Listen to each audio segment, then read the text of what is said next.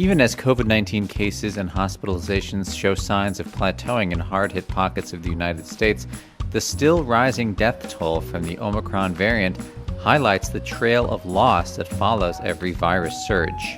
An average of over 2,300 people, mostly unvaccinated, are dying each day due to the Omicron variant, which is up 30% from a week ago, according to a Reuters tally that surpasses the height of deaths caused by the more severe Delta variant.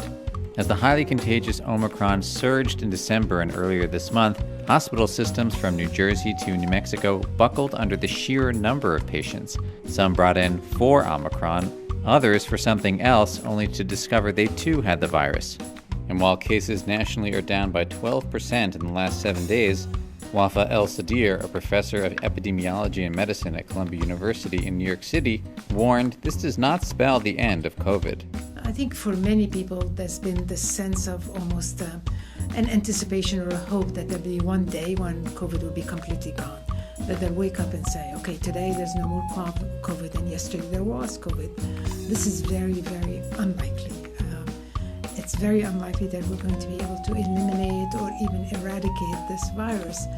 And therefore, the future, I think, is really all about how do we live with COVID, but also how do we minimize the risk, and particularly for the most vulnerable, how to protect them from COVID and its many complications.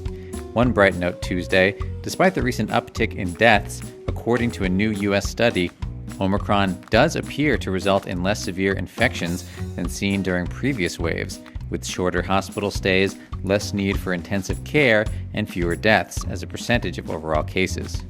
The study said the lower severity is likely related to higher vaccination rates, as well as prior infections providing some immune protection.